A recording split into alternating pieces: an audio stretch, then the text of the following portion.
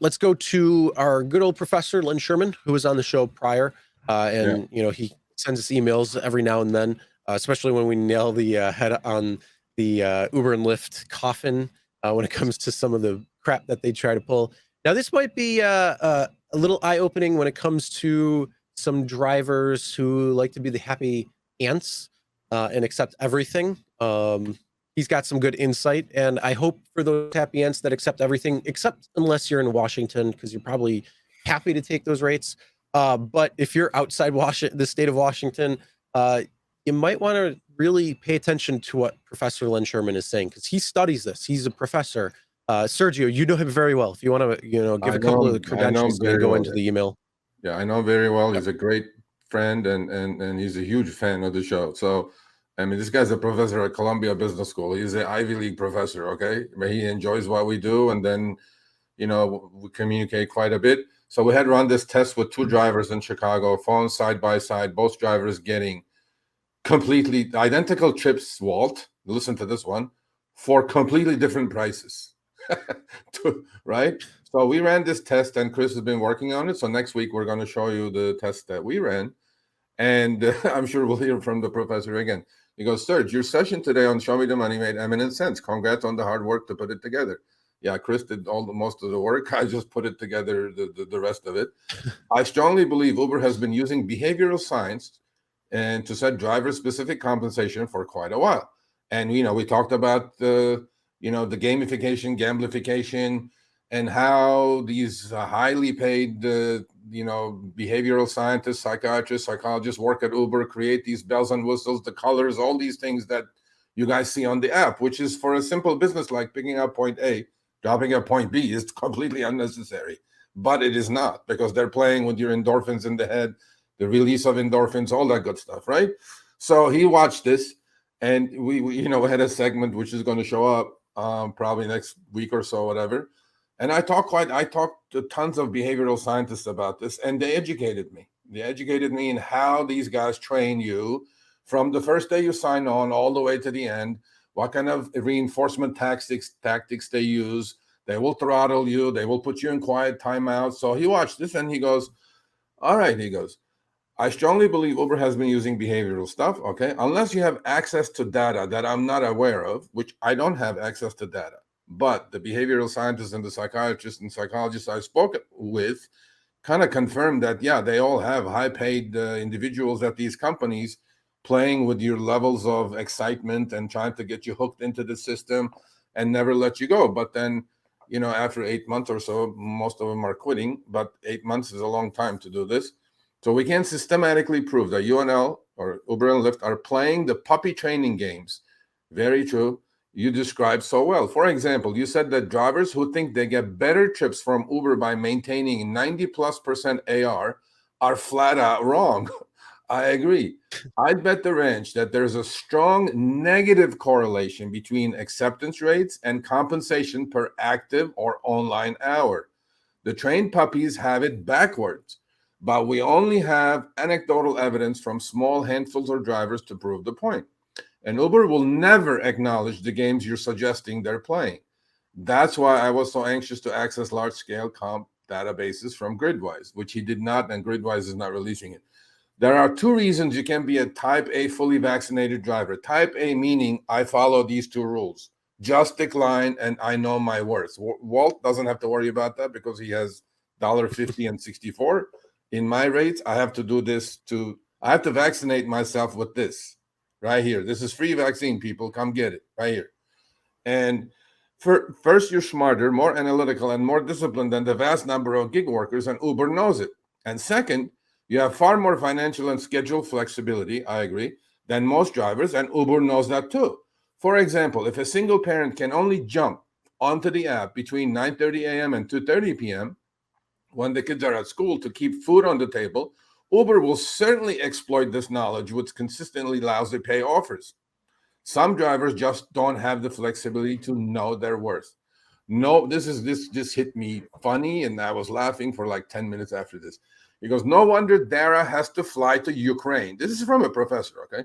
Fly to Ukraine to meet with friendly Uber drivers. Holding an open invitation town hall with drivers in LA would be far more dangerous war zone. And this is from Len Sherman. And Professor, thank you so much. Keep watching. Much appreciated. There you go. Yep. All right. Thanks for the super chat. How can we join the union in other states as Nevada? So, Walt, is the union there only serving Washington State, or are they looking at other states as well to try to bring similar or different types of legislation to these areas?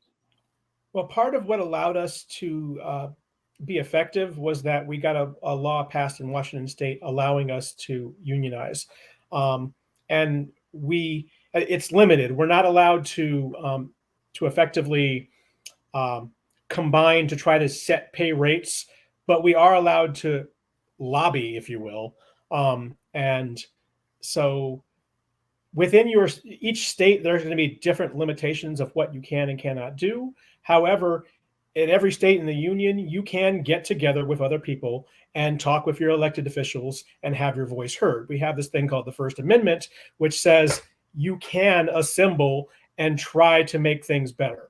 And that's what we all really need to be doing is talking to our representatives, talking to our passengers, talking to other drivers, and letting people know that the status quo is not sustainable. And if we want the system to work, we've got to make it work for drivers and passengers and Uber. And we've, look over here, look over there. These other states in Chicago and New York and Seattle and Denver are starting to do things. And do we want to be left behind, not able to feed our own kids? By making that argument, you gain strength. And I would highly suggest people talk with local unions like your Teamsters or your SEIU, whatever, and ask them whether or not they can help you and what extent they can help you in their states within the existing laws. But you have to find a way to make one person be much stronger than one or two or three individuals so that you can come together and all I can say is keep fighting.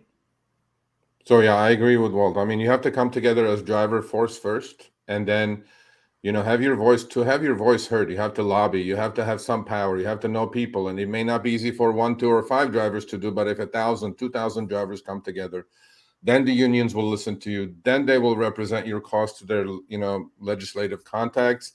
Then legislatures will enact, and it's happening. I'm telling you, the tide is turning, Walt. I really do believe this, that, a lot of cities, not just cities, but states, like we're going to have Stephanie Vigil on, who wrote the, Colorado bill, right, in a couple of weeks. And she was a Doordash driver, and she figured that, we're getting killed out here. So if I do get elected as House representative, I'm going to write a bill or a proposal.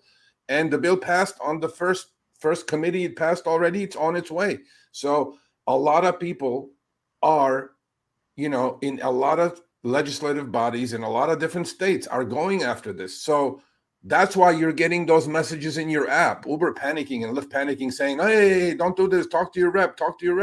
You wouldn't getting on this. I'm telling you, your app would not be showing any of that stuff if they were not like getting a little nervous about it. So to me, driver has the power. They did it in Seattle, Washington State. This can be done. Maybe too late for us in California, but this can be done. So, keep fighting. And throughout this process, you really have to, where is this here? Know your worth. Yes, sir. Because the politicians realize that there is an ever-growing group of people in the gig economy, and they're going to want to do things for us, which sometimes aren't really going to help us. And so you have to be able to say, hey, thank you for the effort, but what you're trying to do is just going to look like it's good, but it's not really helping us. So you have to be willing to withhold your support until they actually propose legislation and rules that will actually help you and not hurt you. And in Seattle, their first shot at it was like, hey, let's just see if we can copy the rates they have in New York, because those are pretty high. And New York is a different beast from everywhere. Yep. I mean, they have like 15 hours of rush hour a day. Yeah. Seattle, maybe 6 hours of rush hour. I mean, it's a very even, different but beast. even in New York, they had a backing of TLC, right? Drivers cannot do it on their own. Unions cannot do it on their own. And Uber and Lyft certainly is not going to come to the table if you don't push them. That's a fact. Oh, hell no. You know, No. so that's it. All right, thanks for watching. That short little clip was from our live stream, Show Me the Money Club with Sergio and myself, Tuesdays, 6 p.m. Eastern, 3 p.m. Pacific. Make sure you subscribe, turn on all notifications so you get notified when we go live, as well as all of our awesome content. Make sure to check out this video right here, which will take you to the entire live stream, or check out this video right there. All right, drive smart, everyone.